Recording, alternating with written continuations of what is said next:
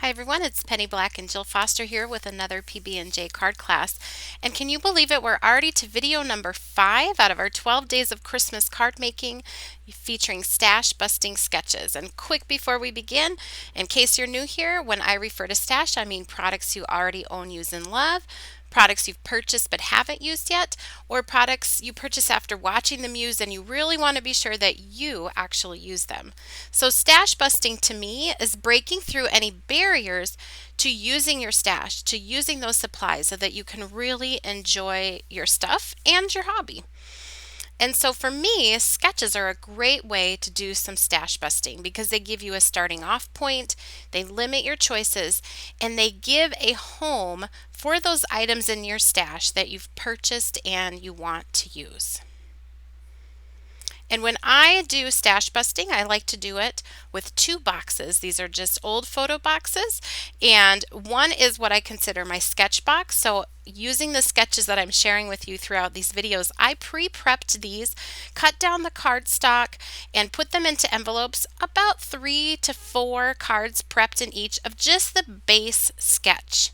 Then I also have what I consider a stash box where I went through my stash of Christmas products because these are all Christmas cards, and I went all the way from dies and stamps to stencils to foiling products, and I put them all into one box. So when I'm ready to find something to live on that sketch, to find a home, I go to this box, and that way it's easy to find and it limits my choices even more. Now here is the sketch that we're going to be working with today, and this is probably in my top 3 of go-to card designs. What it features is a focal point image stamped near the center of a card with inking that goes in the center of the card, but the stamped image extends beyond sort of that inked centerpiece. This will make more sense as we go on, but I return to this again and again. So to begin, I went through that box, picked out some of those stamps that I wanted to be sure to use, and I've stamped them onto Canson 140-pound cold pressed watercolor paper. I did some there with Cobalt blue archival ink, some watering can archival ink, and then most of the rest I have stamped here with Toffee Crunch Memento ink because I love that for a no line look.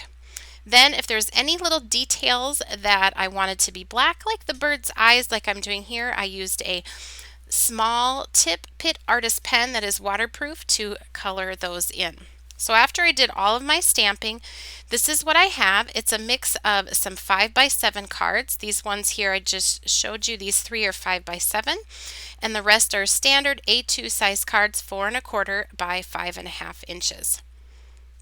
I did all my stamping, and now I have all that ready, so whenever I can sit down and paint, I can go ahead and start painting. I'm painting using Distress Ink re-inkers used as watercolors. That's what you saw me put there on my palette. I have my paintbrush and a cup of just water and a paper towel close by to pat off my paintbrush as I'm going. If you want detailed and much slower painting, that will teach you the techniques that I like to use when I'm painting, I will link a video for you down below where I go much slower and in more detail about my painting process. What I typically do and what I'm doing here is I pick up the color on the palette that I want to use, in this case Gathered Twigs Brown. I put it where I want it to be darkest, then I wet my brush in the cup, pat it on the paper towel, and then return back to the image to blend out that darker color to lighter using that damp paintbrush. I can go back in and add a little bit darker color as I want, and I can lift color if I pat my paintbrush dry and then return to an area if I need to lighten it. Now I will list all of the Penny Black supplies and link them for you down in the YouTube description box below. I also will list for you all of the other supplies I'm using. So if you want details on my paintbrush or exactly what paint colors or inks that I'm using, that's all listed for you down in that YouTube description box below as well.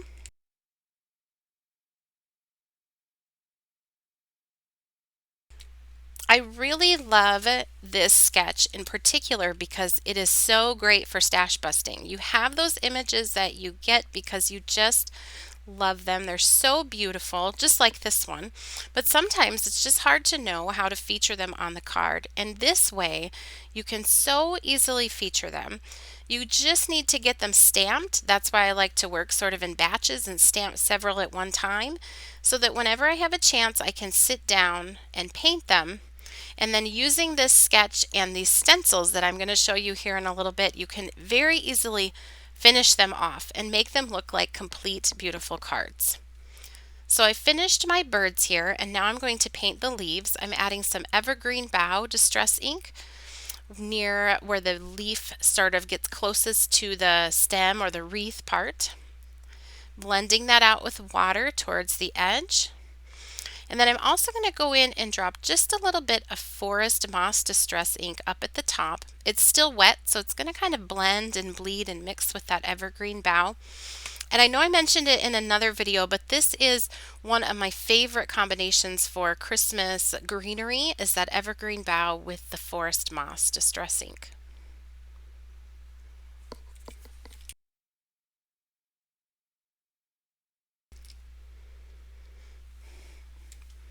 I really love this bird stamp too, because I feel like the birds just look so happy. I love birds, but for me they have to be happy, and these are really happy smiling birds. Now this is a 5x7 card, but I do end up trimming it down once I complete it into a 5x5 inch panel, and then I mount it onto 5.5 inch by 5.5 inch cardstock. All the rest though will stay as either the 5x7 or the standard 4.25 by 5.5 inch. So once I finished painting in all the leaves, then I will go back and just paint in the berries.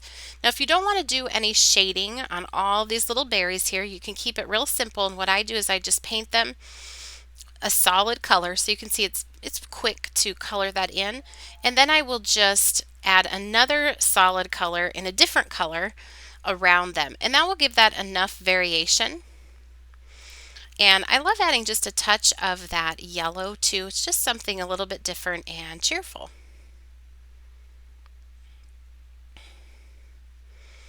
Gonna get just a few spots here for sort of the stems. You could also do this with a fine tip marker. So I went ahead and I painted each of those panels that I had pre-stamped, and at this point this is what I have, and often this can be where we get stuck. How can I turn these into cards? And that is why this sketch is so handy, because in just a couple steps you will have finished cards.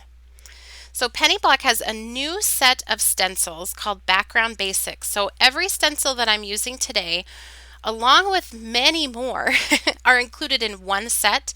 You get the stencil piece like you see here, and you also get the negative piece, and I'll show you what you can do with that on another card here.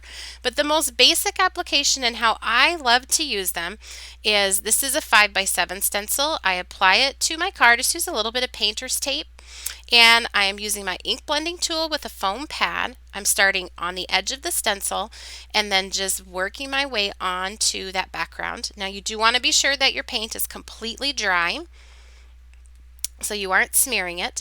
Here I'm putting a little bit of this Toffee Crunch along the bottom, and then I'm going to add a little bit of the sky blue along the top.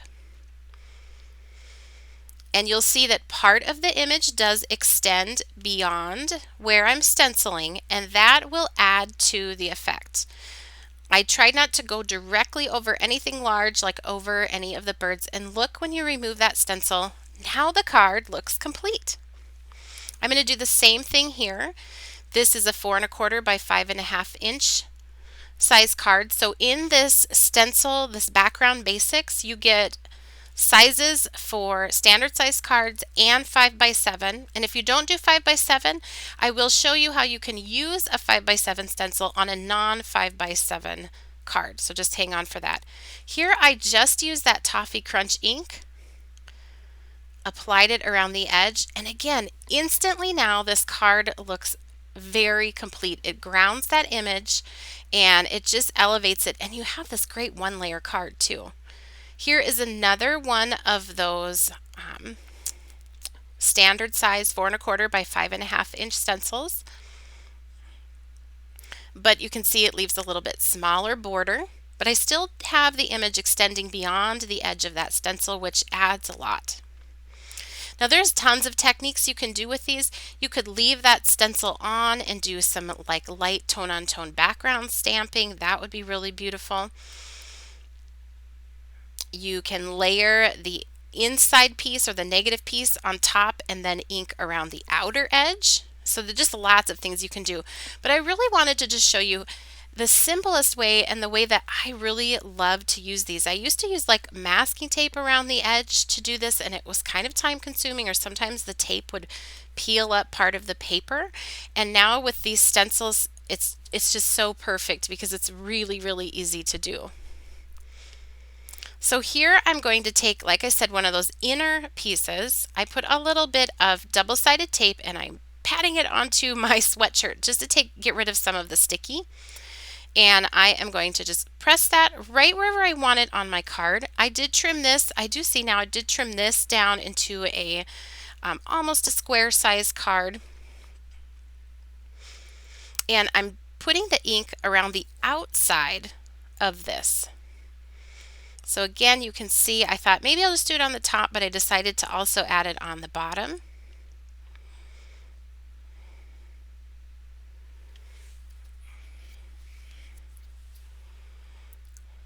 Then you can take the other stencil. Again, this is all these stencils are in one pack.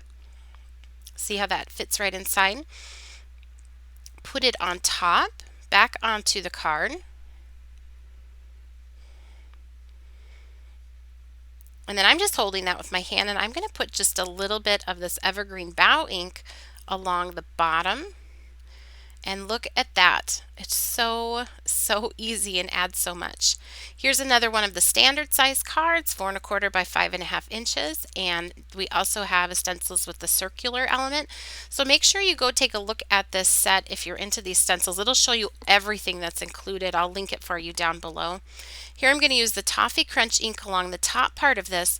And you can use this sketch if you do stamp your image down below.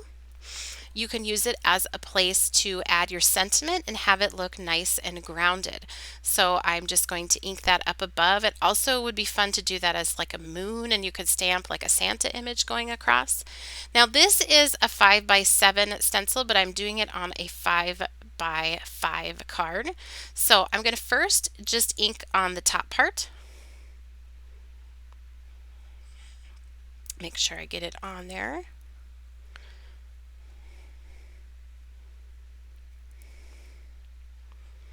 And I'm going to just put a little bit there on the corners. I want to be sure I don't go too low because I'm going to then flip the stencil and put it down here.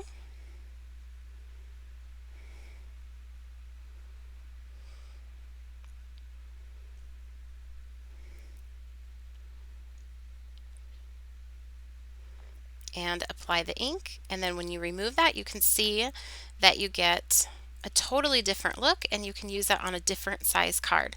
So after I added all my sentiments and my stenciling, here are the completed cards. So many different variations for this sketch. Usually it always leaves you with this great place to add a sentiment. You can embellish. I just added a few die cut snowflakes and pearls on that one. Here I popped up my sentiment. This is that one in that square size, and the one where we use the positive and negative pieces of the stencil. So again, here is the sketch. This sketch and these stencils could be used any time of year with any type of image that you are stash busting with. So it's really, really versatile and fun to work with. I'll give you another look at all of the cards here.